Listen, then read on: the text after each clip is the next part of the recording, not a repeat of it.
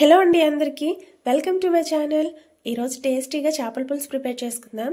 చాలా బాగుంటుంది ఈ ప్రాసెస్లో చేసుకుంటే. ఇవైతే చుక్కపారలండి. వీడియోలోకి వెళ్ళే ముందు నా ఛానల్ని ఫస్ట్ టైం ఎవరైనా చూసినట్లయితే తప్పకుండా లైక్ అండ్ షేర్ చేసి సబ్స్క్రైబ్ చేసుకోండి. ఇంకెందుకు మరి లేట్, చేపల పులుసు స్టార్ట్ చేసేద్దాం, వచ్చేయండి.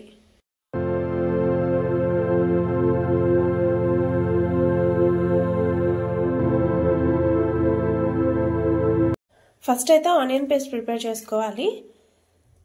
ఉల్లిపాయలు, అల్లం, కొన్ని వెల్లుల్లి రెమ్మలు,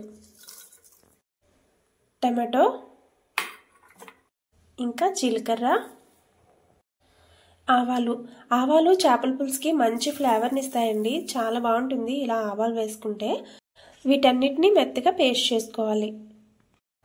చింతపండు కూడా ముందుగానే నానబెట్టుకోవాలి. ఇలా సాఫ్ట్గా మిక్సీ పెట్టుకోవాలి. కడాయిలో ఆయిల్ వేసుకొని ముందుగా ప్రిపేర్ చేసుకున్నాం కదా, ఆ పేస్ట్ వేసుకోవాలి. ఆవాలు మాత్రం మిస్ చేయకుండా వేసుకోండి, చాలా బాగుంటుంది, మంచి ఫ్లేవర్ వస్తుంది ఆవాలు వేసుకుంటే.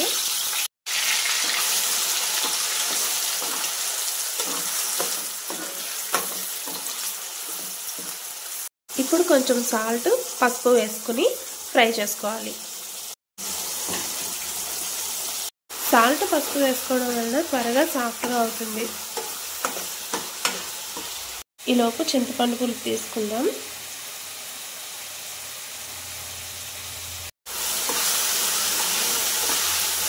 ఆయిల్ సపరేట్ అయిపోయింది కదా,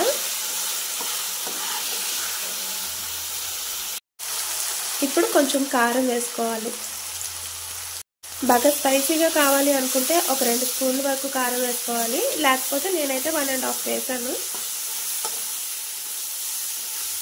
కారం వేసాం కదా, అడుగు పట్టేస్తుంది కదా. సో ఇప్పుడు చింతపండు పులుసు వేస్తున్నాను.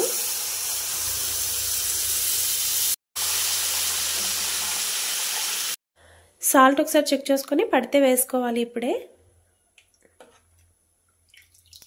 ఇప్పుడు స్టవ్ని మీడియం ఫ్లేమ్లో పెట్టుకొని ఒక్కో చేప వేసుకోవాలి. ఇలా చేయడం వలన ముక్కలకి మసాలా అంతా బాగా పడుతుంది అన్నమాట.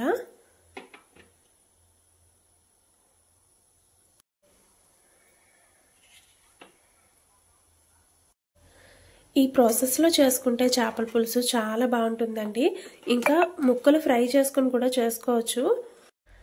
ఇప్పుడు కొంచెం పచ్చిమిర్చి, ఇంకా కరివేపాకు. పచ్చిమిర్చి, కరివేపాకు ఫ్రై చేసుకుని వేసుకునే కన్నా ఇలా పులుసు మరిగేటప్పుడు వేసుకుంటే చాలా బాగుంటుంది. చేపల పులుసులో పచ్చిమిర్చి అంటే మీలో ఎంతమందికి ఇష్టమో కామెంట్ చేయండి. నాకైతే చాలా ఇష్టం, చాలా బాగుంటుంది. ఫైనల్గా చేపల పులుసుకి మంచి ఫ్లేవర్ని ఇచ్చే కొత్తిమీర వేసుకోవాలి.